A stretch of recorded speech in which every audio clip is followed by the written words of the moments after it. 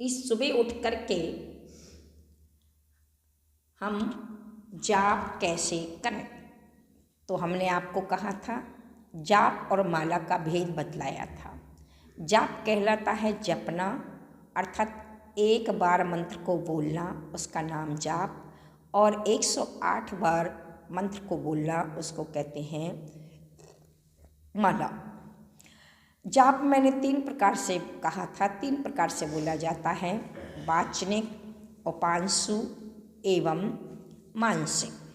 वाचनिक मैंने आपको बतलाया था कि जो अभी घरों घरों में उच्चारण, शुद्ध उच्चारण पूर्वक मंत्र का बोलना, जो दूसरे भी सुने और स्वयं सुने, उसका नाम है वाचनिक जाप। वाचनिक जाप 25% फल देती है। उपांशु जाप जो मात्र स्वयं के ओंठ, जिह्वा और तालु आदि हिले, अर्थात स्वयं अकेले को सुनाई पड़े और शुद्ध उच्चारण करके मंत्र को बोलना है, उपांशु जाप है। इसका 100 गुना अधिक फल है।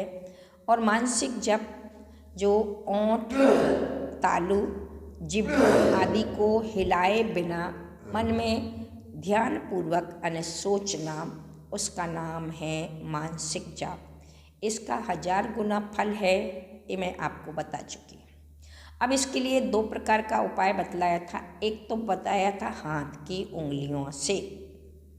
अब मैंने आपको कहा था कि आप हाथ की उंगलियों का, यदि आप सामान्य रूप से जब हाथ का अवलंबन लेते हैं तो आप अनामिका, मध्यमा और अनामिका उंगली से लें, ये सर्वश्रेष्ठ है। इसके पश्चात यदि आपके पास कोई साधन नहीं है और हाथ की उंगलियों से आप चंचल हो जाते हैं, भूल जाते हैं, तो गृहस्थों के लिए आचार्यों ने कहा है कि उत्तमों में उत्तम है सूत की माला। लेकिन जो आज मंदिरों में चल रही है वो सूत की माला नहीं, गठान लगा करके नहीं, सूत की माला बनाने का एक अलग तरीका है और वो आप आलस प्रमाद के कारण बना नहीं सकते हैं। इसलिए वह सूत की माला को छोड़ करके अब अपन चलते हैं कि उंगलियों से माला करना है। तो सबसे पहले उंगलियों से की गई जो माला है, सामान्य रूप से विशुद्धि नहीं बढ़े और आपने हाथ से माला करी तो ओनली 10% मिलेगा। और अगर वही आंवला की माला, आंवला के जो बीज हैं, उस बीज में आपने कोई धागा प्रो करके उसे 108 मोती और 3 सुमेरु बना करके यदि आपने माला की तो वह 1000 गुना अधिक फल देती है। और वही लौंग की माला यदि आपने फेरी तो वह लौंग की माला उससे अधिक 5 गुना अधिक फल, अर्थात यानी कि 5000 गुना फल अधिक दे रही है। और यदि आपने स्फटिक मणि की माला, मोती की माला, चांदी की माला से यदि आपने जाप की और मूंगा की माला से यदि आपने माला की तो यह आपको 10,000 गुना अधिक फल देती है। और यदि आपने मोती की, असली मोती की माला की तो वह 1,00,000 गुना अधिक फल देती है। कमल गटा की और रुद्राक्ष की यदि आपने माला की तो आपको 10 लाख गुना अधिक फल देती है। और यदि आपने सोने की माला से आपने जाप की तो वह 1 करोड़ गुना अधिक फल देती। ध्यान रखें, ये आपको जो मैंने बतलाई है उत्तम धातु और उत्तम फल की वजह से, आपने जैसे कि आचार्य भगवंत उमा स्वामी के द्वारा रचित 7वें अध्याय में एक सूत्र दिया, विधि द्रव्य पात्र विशेषात्। जितनी विधि उत्तम होगी, जितना पात्र उत्तम होगा और जितना देव उत्तम होगा, उतना ही आपको उत्तम फल प्राप्त होगा। तो आपकी उत्तम धातु, उत्तम पदार्थ होने की वजह से आपको उसके अंदर का फल मिला। लेकिन शर्त यह है, जैन दर्शन भावों पर टिका है। यदि भाव उतनी तीव्र गति से आपके उत्कृष्ट होंगे, उसी का फल है।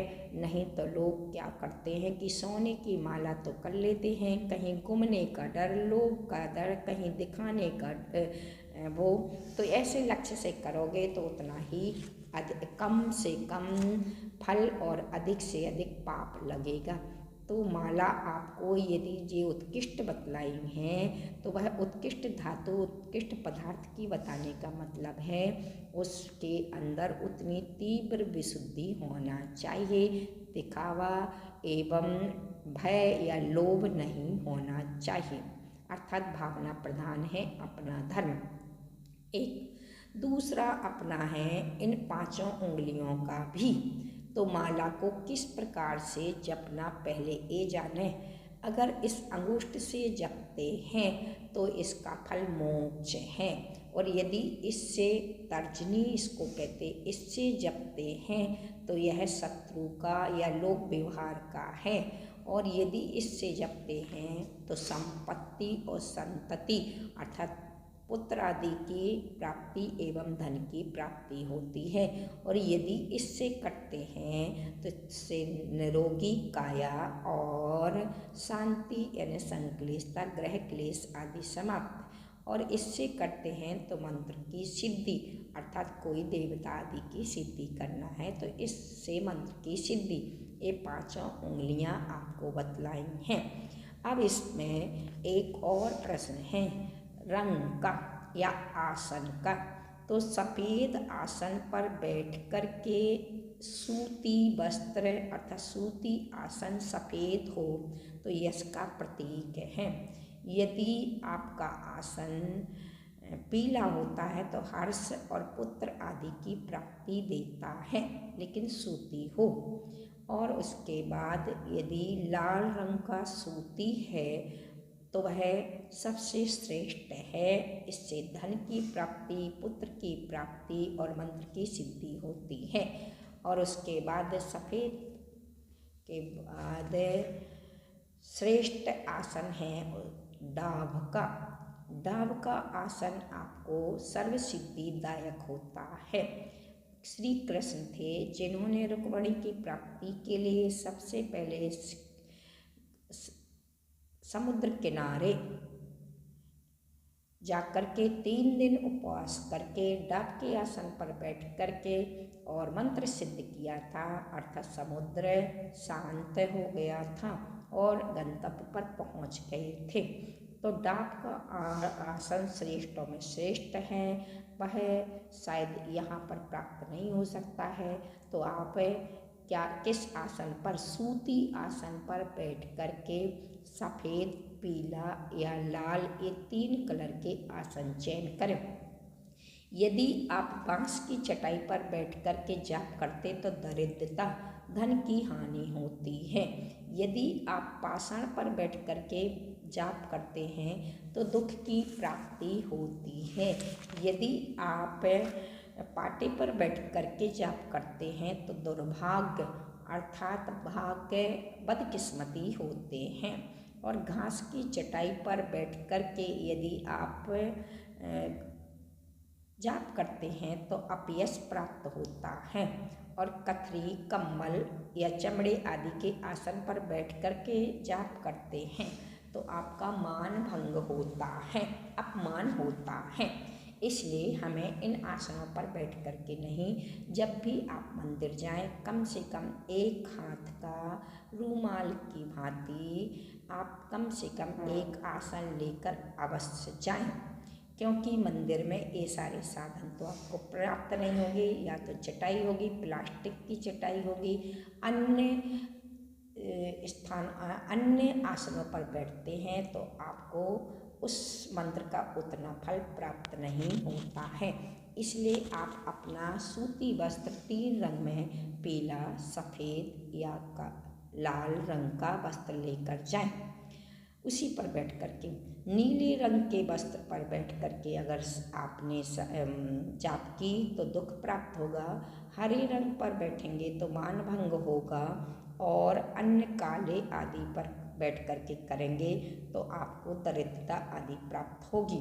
इसलिए आप अपने वस्त्रों का ध्यान दें, क्योंकि हमें अपनी विधि, जितनी विधि को उत्कृष्ट करना है उतना ही अपने फल की प्राप्ति हो।